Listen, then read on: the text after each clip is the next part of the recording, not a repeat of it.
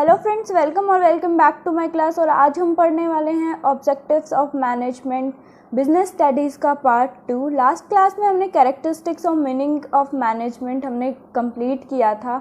Back to our topic. तो objectives होते क्या हैं? ऑब्जेक्टिव्स वो अल्टीमेट रिजल्ट्स होते हैं, वो एंड होते हैं towards which the manager coordinates organisational efforts. अब हम वन बाय वन तीनों ऑब्जेक्टिव्स को कंप्लीट करने वाले हैं। वेरी फर्स्ट ऑर्गेनाइजेशनल ऑब्जेक्टिव आता है। ऑर्गेनाइजेशनल ऑब्जेक्टिव है वो रिलेट करते हैं हमारे बिजनेस, हमारे ऑर्गेनाइजेशन के ग्रोथ और प्रोस्पेक्टस से। अब ऑर्गेनाइजेशनल ऑब्जेक्टिव जो होता है वो भी 3 सब कैटेगरीज में डिवाइडेड है। वो है first survival, next profit and growth. अब ये तीनों मैंने एक सीक्वेंस में बोला है, एक सीक्वेंस में लिखा है। इसका भी रीज़न है, इसको आपको सीक्वेंस में ही लिखना है। एक एग्जांपल के थ्रू मैं इसकी सीक्वेंस आपको समझाती हूँ कि मैंने सीक्वेंस में क्यों बोला है, क्यों लिखा है। तो एग्जांपल है मोहन है, एक वो गारमेंट का बिजनेस करता है। अब मोहन के लिए सबसे पहला क्या होगा, सबसे पहला उसे क्या देखना है कि वो इस कॉम्पिटिटिव मार्केट में, गारमेंट का अगर हम बिज़नेस देखते हैं, गारमेंट का मार्केट बहुत ज़्यादा वाइड है। यहाँ इतने सारे बुटीक्स, ब्रांड्स, हर गली गली में शॉप्स हैं, स्ट्रीट शॉप्स भी हैं गारमेंट्स की। बिजनेस कर रहा है गारमेंट का, उसके लिए फ़र्स्ट मोटिव क्या होगा, उसका फर्स्ट वो क्या देखेगा कि मुझे क्या करना है। उससे सबसे पहले अगर वो प्रॉफिट लेता है, अगर वो प्रॉफिट देखता है कि मुझे प्रॉफिट अर्न करना है, क्योंकि प्रॉफिट बेसिक बिजनेस का, कोई भी बिजनेस का बेसिक ऑब्जेक्टिव होता है वो प्रॉफिट होता है।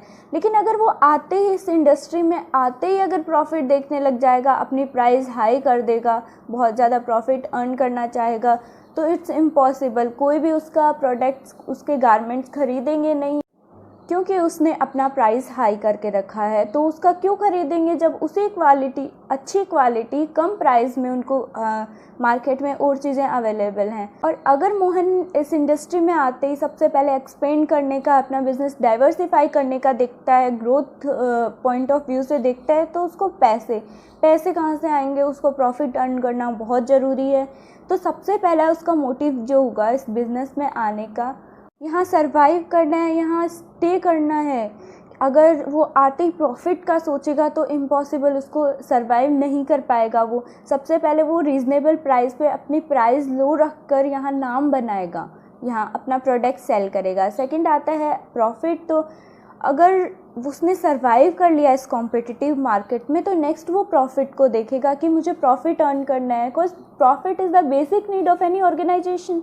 सो वो प्रॉफिट, अगर वो कंटिन्यू प्रॉफिट अर्न करता है 1 to 2 ईयर्स, तो नेक्स्ट उसका वो अपना बिजनेस को एक्सपेंड करना और प्रॉफिट चाहेगा और एक्सपेंड करना चाहेगा। लोग उसको जाने, लोग उसको पहचाने, उसके प्रोडक्ट्स को पहचाने, तो वो उसको डाइवर्सिफाई करेगा या फिर एक्सपेंड करेगा।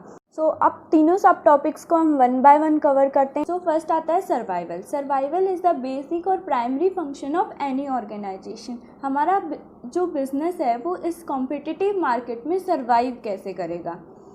जो मैनेजमेंट है वो इंश्योर करती है कि हमारा जो बिज़नेस है वो इतना रेवेन्यू अर्न कर ले कि हमारी कॉस्ट कवर हो जाए। सेकंड आता है प्रॉफिट। तो प्रॉफिट जो हम कह सकते हैं कि सिर्फ सर्वाइवल ही एक किसी भी ऑर्गेनाइजेशन का फैक्टर नहीं हो सकता। प्रॉफिट जो होता है वो मेन मोटिवेटिंग फैक्टर होता है हर एक ऑर्गेनाइजेशन का, क्योंकि प्रॉफिट जो होता है वो एज ए रिवॉर्ड सर्व होता है कॉस्ट को कवर करने के लिए, for bearing the risk. Profit को एक एग्जांपल के थ्रू लेते हैं। रिया एक केक बेकरी है उसकी, वो एक केक बनाती है, 200 पर केक उसका कॉस्ट आता है। वो अगर इस कॉस्ट को कवर करके 200 नहीं तो उसको 230, 240 या 400 तक वो उसको सेल करती है एक केक को, तो वो प्रॉफिट अर्न कर सकती है। अगर एक केक में उसे लॉस हो जाता है या फिर कहीं भी लॉस हो जाता है, तो वो उस जो केक उसने सेल किए हैं उससे वो अपना कॉस्ट कवर कर सकती है, अपना जो लॉस है वो कवर कर सकती है। नेक्स्ट आता है ग्रोथ। तो अगर हमें continue 2 to 3 years, 4 year, 5 year अगर हमें प्रॉफिट्स हो रहे हैं, तो जो मैनेजमेंट है वो इंश्योर करता है कि जो वो हमें प्रॉफिट्स हुए हैं वो अच्छे से प्रॉफिटेबल प्रॉफिटेबल जगह हम एक्सपेंड करें, उसको री इन्वेस्ट करें हमारे बिज़नेस में, तो हम इसे इन टर्म्स ऑफ सेल्स देख सकते हैं, इन टर्म्स ऑफ अपना बिज़नेस डाइवर्सिफाई कर सकते हैं हम और ग्रो कर सकते हैं, या फिर हम ब्रांचेस खोल सकते हैं, इन टर्म्स में भी देख सकते हैं।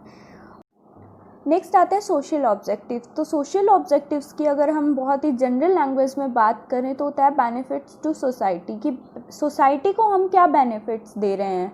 हम सोसाइटी के स्कार रिसोर्सेज यूज़ कर रहे हैं, raw material, human resource use कर रहे हैं, तो सोसाइटी की भी कुछ एक्सपेक्टेशंस होती हैं, कुछ नीड्स होती हैं, तो वो फुलफ़िल करना मैनेजमेंट जो है वो इंश्योर करता है कि हम अपनी सोशल रिस्पॉन्सिबिलिटीज़ फुलफ़िल कर रहे हैं या नहीं, कहीं हम पॉल्यूशन तो नहीं कर रहे, इको फ्रेंडली चीज़ें यूज़ कर रहे हैं, हम एम्पावरमेंट भी बढ़ा रहे हैं। सोशल ऑब्जेक्टिव्स में हम इंक्लूड कर सकते हैं, लाइक हम प्रेजेंट कर रहे हैं गुड एग्जांपल सोसाइटी को, हम एम्प्लॉयमेंट इंक्रीज़ कर रहे हैं सोसाइटी में, हम इको फ्रेंडली प्रोडक्ट्स यूज़ कर रहे हैं, हम रीज़नेबल प्राइस पे सोसाइटी को प्रोडक्ट्स दे रहे हैं, हम वेलफेयर स्कीम्स निकाल रहे हैं, तो ये सब आता है सोशल ऑब्जेक्टिव्स में। नेक्स्ट आता है पर्सनल ऑब्जेक्टिव्स, और हम कह सकते हैं individuals objective. So individuals objective means those objectives which satisfy the human resource of any organisation.